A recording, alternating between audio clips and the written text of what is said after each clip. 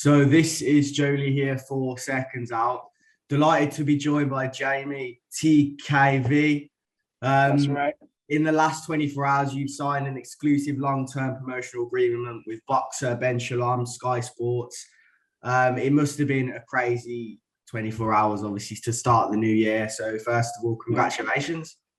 Thank you very much, man. Thank you. Appreciate it. So for the people that aren't aware, TKV, what does that stand for? Well, it's my last name, but I've shortened it. I've shortened it because personally, I feel like I'm a different person than I was before in the amateurs. That Chikiva is someone else to who TKV will be in the pros. So that's how I'm taking it on. I'm a different person. I'm going to be a different animal. I'm just going to be a different. It's a different ball game for me. So I'm running with TKV for now. And your surname, I presume that's from your dad, who's from Congo. Yeah, my dad. Be a wrestler. Yeah. You've got sport runs in the blood, in the family. Talk to us about, before that, getting into boxing very quickly. You used to do some sort of wrestling as well. And wrestling, yeah. So my dad starts us off doing wrestling very young. So I started wrestling at the age of maybe 3 or 4. Because wrestling, like, kids can do it, so it's not too bad. So started off young, started competing very young too. And then went on to win the junior world championships. I wasn't even eligible to enter that championship. I said it live on TV. Everyone's like, what are you saying that? But it's facts. So I wasn't even eligible. My dad said, you know what, let's put your age up to 12 and let's see if you can do something in this championship. And I ended up winning gold, and he was surprised that I was beating all these Americans. And Americans love their wrestling, and the way they was coming in and stuff, they were trying to intimidate everyone and all these other European countries. And I beat all of them in seconds. Like, it didn't even last too long. And then from then on, I won a lot of wrestling championships, national championships, European championships. But I stopped wrestling at the age of 18. But my whole family, like my brothers, both of them, my 2 eldest brothers competed in the GB team. Yeah. And that's when you started. That's when you started boxing at 18, right? Yeah, I started boxing at 18, and when I started boxing at 18, so it was like a youth center where my dad was doing wrestling. It was like a youth program during the summer. So there was going to be wrestling, football, and boxing and other sports. And so when I was there, I saw boxing. I thought, you know what, let me just go to a session, see how it will go. And then when I went to the session, I really liked it. And I met a great coach called Chris Hall at White Hart Lane. And he said, you know what, you can be really good at this. And he got me so excited that I stuck with it, and I'm here today. So, yeah. That's crazy. Are you all right to please just kind of position yourself so it's your head's all on camera? Is that? Yeah, that's better. That's better. So obviously 18, you started kind of boxing, but what was the age where you thought, looking at the family history and your brothers have been in Team GB with wrestling, when did you believe that boxing could genuinely be something that you could pursue as a career? You know what? From the day that I started, the coach Chris Hall did say you can make millions doing boxing. He just said that from the jump. So it kind of stuck with me. Well, I can really make millions from this. Like, I can really make millions. Do I have that much potential? Do I have that much skill that this guy is saying that? So the fact that he said that, it made me train so hard. Every day I had worked hard to be where I'm at, had a lot of fights, gained a lot of experience. So what he had said that day stuck with me, and that day was the reason why I'm here today. You get what I'm saying? Yeah. That just him saying that you can make a lot of money from this sport and you got a lot of talent stuck with me. And now, are you going to be under the tutelage of Ben Davison through the start of your professional career? How did that come about? Well, my management team contacted Ben because they feel like he can take me to where they need me to be. So they called up and they asked for like a 2-week to 4-week trial. And then after the 4-week trial, they were impressed with me, and we're working full time now since September. It's been. Well, that must be amazing. Obviously, not having a pro fight yet, but having such a top quality trainer in Ben Davison. Yeah, exactly. That's what I'm saying. It's Ben Davison and Barry Smith as a collective. Yeah. Okay. And it's just the atmosphere in the gym, the amount of level, like the level that's in the gym. I mean, sorry, the talent that's in the gym. It's crazy. There's so much talent, and we feed off each other. And the fact that Ben Davison has world level experience gives me confidence that we're going to do very well in the pro. So how will Ben help your career prosper? Like he has been improving my boxing. Like Ben and Barry have been improving my boxing so much. So I know that I will be an entertaining fighter when it comes to it, because they've improved me and helped me become a bit more knowledgeable about my boxing. So I know for a fact they're going to improve my career, especially to a world level standard. So definitely happy with it. And when can we expect to see you make that debut with BOXXER with Sky Sports? We don't really have a date at the moment, but hopefully it would be February or March. But hopefully, because I think January is there's no boxing. Yeah, no boxing in the UK in January. So that means it'll be after that. Okay. And how long ago did you find out? Obviously, the announcement was made in the last couple of days, but when did you get the call? When were you speaking to Sky Sports and BOXXER about signing exclusively? It was very quick. Obviously, we've had talks. I think we had talks in October, November. But then when the contract got put forward, we moved very quick. So within a week, all of this happened. So once I signed, they're very quick with it. So, it's a big company. So there's not going to be no lagging. So it was very quick. And I was impressed with how quick everything went. It was like sign, boom, everything go. We're on the go now. So the fact that we're on the go, I know my career is going to be on the go as well. So I'm happy about that. Yeah, of course. And they've got other heavyweights, the likes of Steve Robertson, Nick Campbell, Hughie Fury, and Fraser Clark.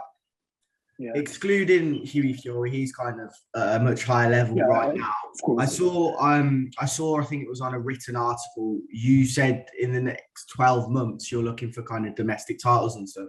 Nick Campbell, obviously Fraser Clark's been in the Olympics, won bronze medal. Steve Robinson, those type of guys, how far are you from them? Obviously, you need to make that pro debut and find your feet. Yeah, I need to make the pro debut. Do you know what? It all depends on who I fight first, because your first opponent pushes you up to a certain ranking. But I feel like pretty much if I fight a decent opponent in my first fight, I'll be able to be pushed up quite quickly. But that's just me saying it. My team know what's best. My trainers know what's best. They will know when I'm ready for a domestic title. So what we would have to do is have that first fight, see where I'm at, and then we'll decide if that goal of 12 months is the right thing to do. You get what I'm saying? So, but obviously, I was talking about English titles, then we move on to British title. But of course. At the moment, we're going to get that first opponent. After that first opponent, we will, as a team, we will assess how we will move forward from then on. If we're going to keep pushing on further or get tougher opponents, or just carry on as we are. And dare I say it, maybe even a Stockpolowski in 2022. He seemed to be surprising a lot of people in 2021. Obviously, most recently defeating George Fox. Obviously, a tough fight against David Adelaide. He's brought it to a lot of heavyweights, especially when they kind of didn't expect it. At a similar stage to what you'll be in 2022. Of course. Do you know what? I would love to fight him. I feel like me and him will be an entertaining fight. I would love to fight him. It would be really good. And I'll just we'll see how things go. Never know, might fight him this year or not. But it will be very entertaining to come across him, because and the fact that he's they say he's giving a lot of people trouble and he's beating prospects and up and coming heavyweights. It kind of makes it a bigger fight, because he's not no walkover. So you gotta really focus in that fight. You can't just take it like it's any. Well, every fight you can't take it like it's. Of course. You know what I'm saying? Yeah. Everyone can get hurt, but that fight in itself is a big fight. So you gotta. Yeah. So I'll fight him. I'll fight him, and it'll be a very entertaining fight. People will love that fight for sure. Yeah, Sol Dacre's been in there with him as well. Just to kind of go back on the Sky Sports heavyweight attractions, Steve Robertson, Nick Campbell, they're only 4-0. I guess they're kind of the guys that could be more likely, because realistically, that's only 4 fights. You could get that 4 fights over like 2-3 months. Yeah. Do you know what? It depends what path everyone goes in, because things can be different. Like, he can have a certain fight where he fights someone of a certain caliber, and it pushes him up a bit further in the rankings. He might not be on the same level as me. You never know how things go, what fights we may have. But if it happens, it happens. But more time, it just depends on the journey that we're all on. But if we're on the same path, we'll probably cross paths. So, yeah, it's exciting to see, man. So to kind of finish off the chat, how would you sell yourself? Why did you get signed? This is kind of your time to tell people who aren't aware of you just yet and what you're going to bring. Why did BOXXER want to sign you? Why did Sky Sports want to have you on their platform? I guess they've heard a lot about me, and they've seen what I can do and the people that I've sparred with and stuff like that. So, and obviously people speaking good of me, saying that I'm talented, It's always good to have people talking, just a lot of people talking good about me, telling them I think they've seen videos and they were very interested. And once my team pushed for it, they said, you know what, let's do this, and we went for it. And who are those people you sparred? I sparred with 5-year Woodley, Dave Valley, Cash Ali, Nick Webb, Dubois, David Chisora,